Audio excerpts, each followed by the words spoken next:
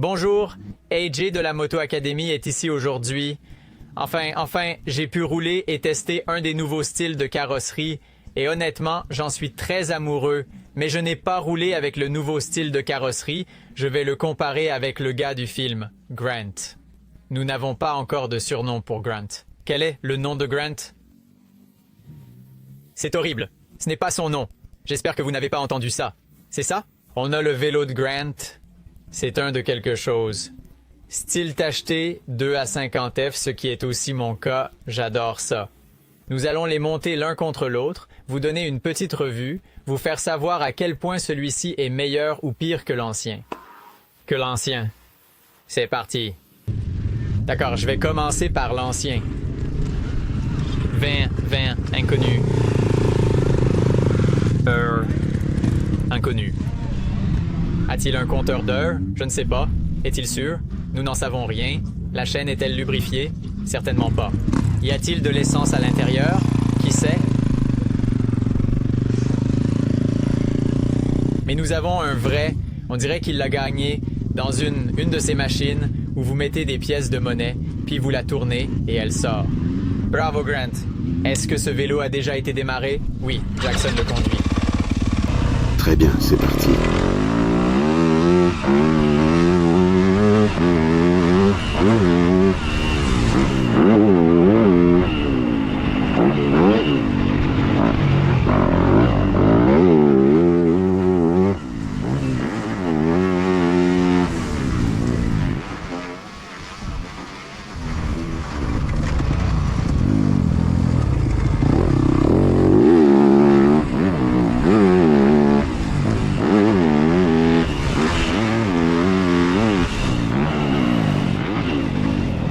Les fourches sont vraiment molles. Le stock est vraiment...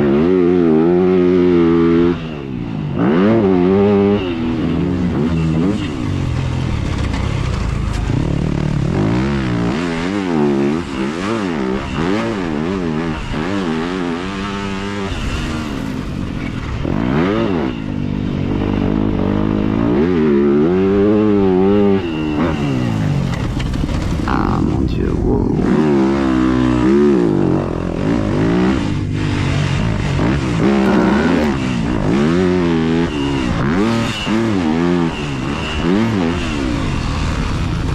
Pas vraiment un tour propre. Je pense que...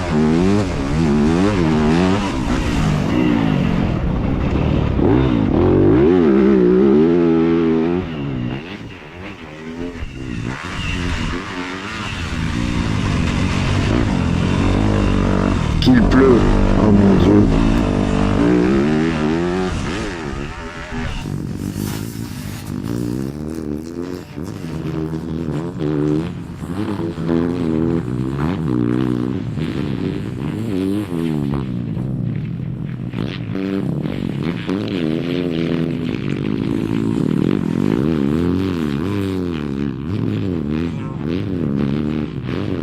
Oh mon Dieu. Mon Dieu.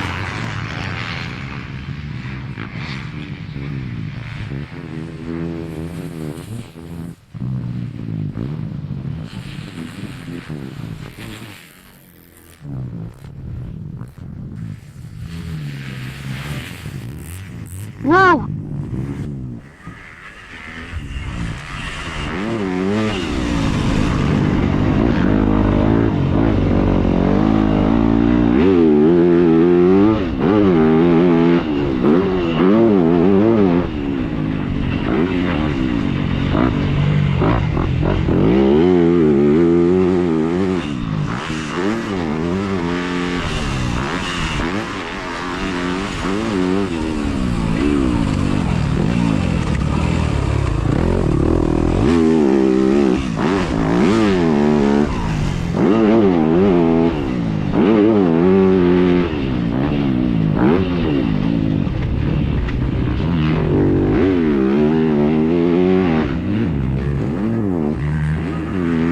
Oh mon Dieu, wow.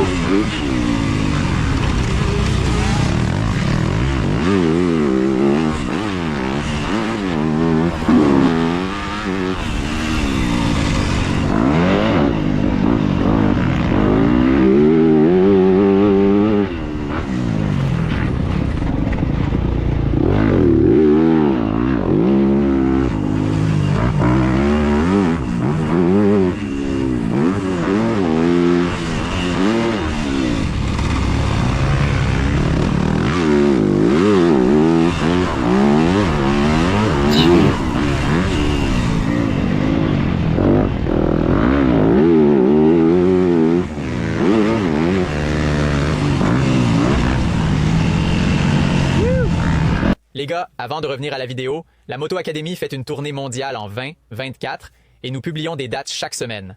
Alors rendez-vous sur themotoacademy.com si vous voulez vous entraîner avec moi et la Moto Academy. Si vous n'avez pas trouvé d'endroit près de chez vous la dernière fois que vous avez visité le site web, rendez-vous à nouveau sur themotoacademy.com car comme je l'ai dit, nous publions de nouvelles dates plusieurs fois par semaine, chaque semaine, et nous partons dans le monde entier. themotoacademy.com, allez y jeter un coup d'œil. Revenons à la vidéo. J'espère que vous ne direz pas que c'est de l'or. Votre frein avant se sent mal. Eh bien, je pense qu'il y a. Est-ce qu'ils font des motos? Wow, je vais. Faire un tour et tout le monde va faire un tour. Oui, c'est ça. C'était quand la dernière fois que cette moto était là? Cette moto a failli tout faire exploser. C'est bon. Je n'ai pas... Eh bien...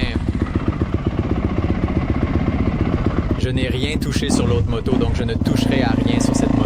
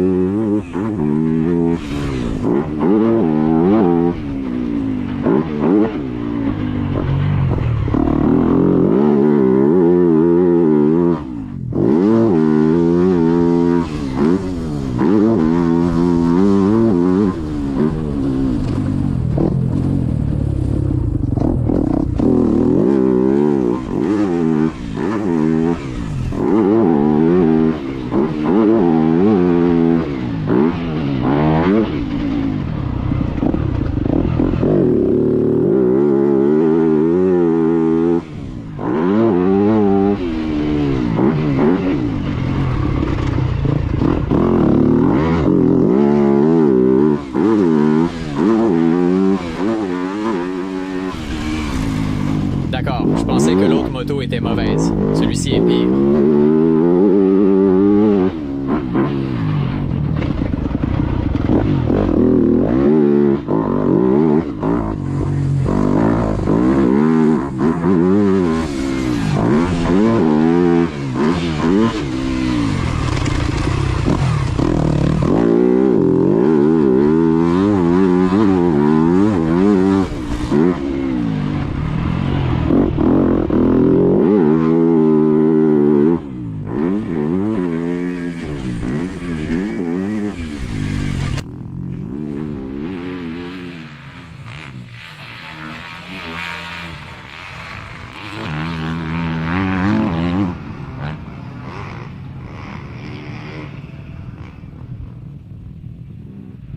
Je vais faire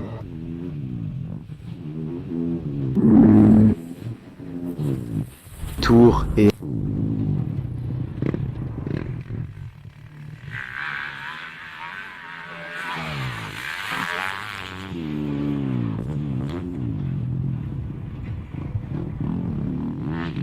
tout le monde.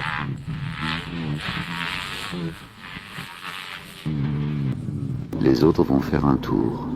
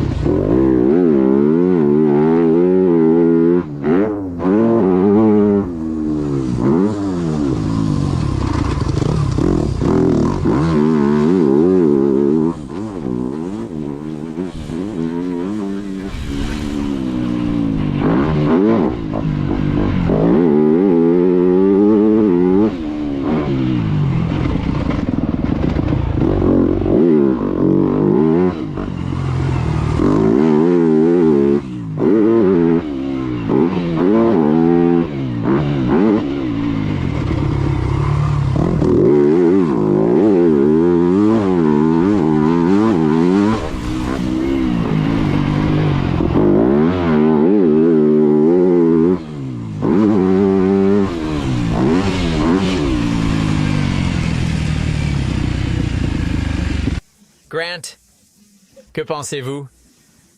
En se basant sur le visuel, sur quelle moto penses-tu que j'étais plus rapide?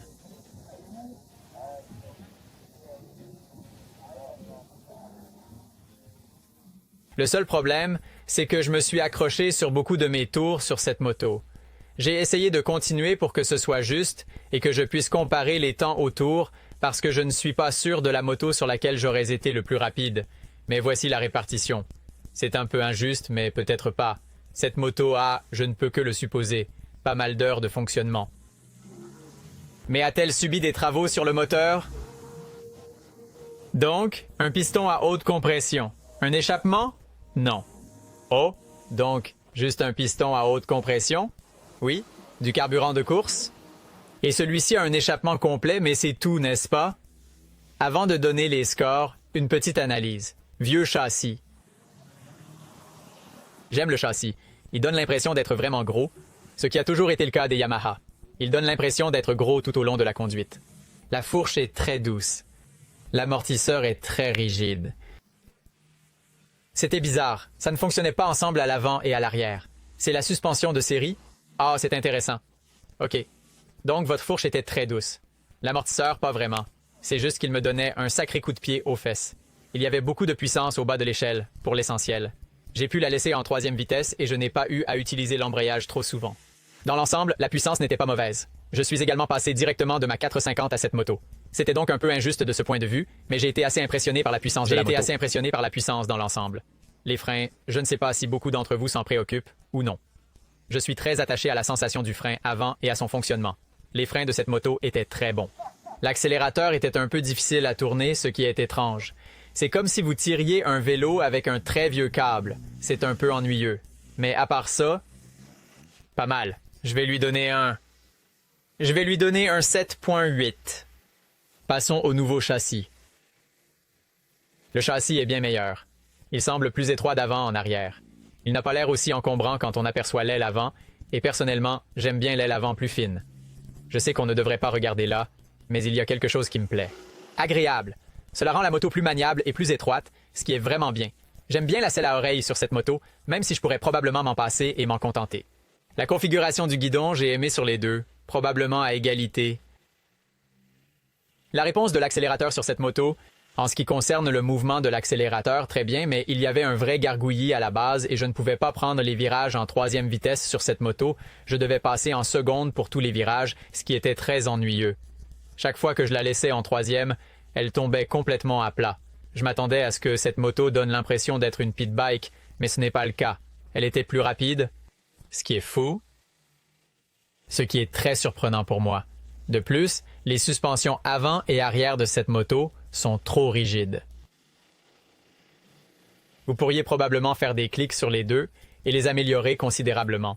C'est exactement comme ça qu'ils sont. Je les ai pris. Ce vélo semblait trop rigide. Matt est bien plus lourd que Grant, j'imagine. Des accessoires, tu vas seulement dire poids. Je fais 1,90 m. Oh, pareil? Je sais. OK. Ce qui est drôle, c'est que j'ai fait de la raideur sur ce vélo. Vraiment? Oui. J'avais l'impression qu'il ne bougeait pas, alors que celui-ci, c'est ce que j'aime chez les Yamaha. C'est-à-dire qu'il est très doux et qu'il va jusqu'au bout.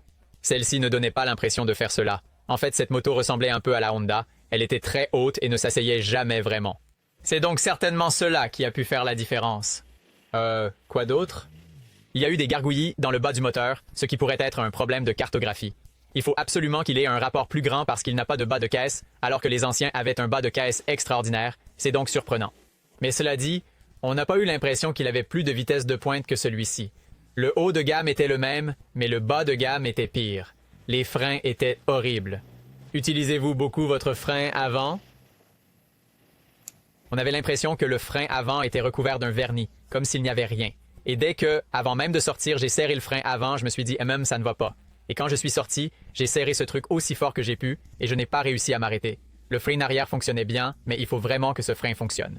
Le triangle du pilote est l'une des grandes nouveautés de la nouvelle Jet. Sur cette moto, le triangle du pilote ressemble davantage à celui d'une Honda, ce que j'apprécie. Elle est un peu plus haute, on se sent vraiment bien et carré, alors que sur cette moto, j'avais l'impression d'être affaissé, ce que je n'aime pas vraiment. Pour une piste de sable, c'est peut-être mieux. Je vais donc évaluer le nouveau pour ce qu'il est et je l'ai pris tel quel ici, aujourd'hui. Je vais lui donner un 7-5. C'est donc l'ancien qui l'emporte. Je ne m'attendais pas du tout à ce que cela se produise, mais je parie que vous, et nous sommes probablement commentés ci-dessous, faites-moi savoir ce que vous avez fait au nouveau si vous l'avez. Je suis sûr qu'il y a quelques petits ajustements à faire pour rendre ce véhicule vraiment, vraiment bon. Le son est vif quand on s'assoit et qu'on le fait tourner, mais quand je suis allé sur la piste, il n'arrivait pas du tout à passer la 3e vitesse. Avez-vous déjà joué avec la cartographie? Oui, Kiefer a créé une carte pour cette voiture. C'est donc Kiefer qui a créé cette carte? Cela aurait pu être le problème. Je l'ai eu. Non, mais en fait, si Kiefer a fait une carte, pourquoi tout le stock? Vous avez donc pris sa carte et y avez ajouté un pot d'échappement. Ça pourrait être un problème. C'est sûr que ça pourrait être un problème. Pouvez-vous remettre la carte de stock? Pouvez-vous appuyer sur le bouton?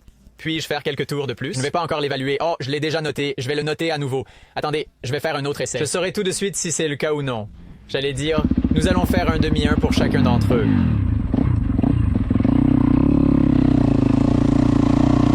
D'accord, un autre essai. Carte de stock, il est temps de voir si c'est un problème.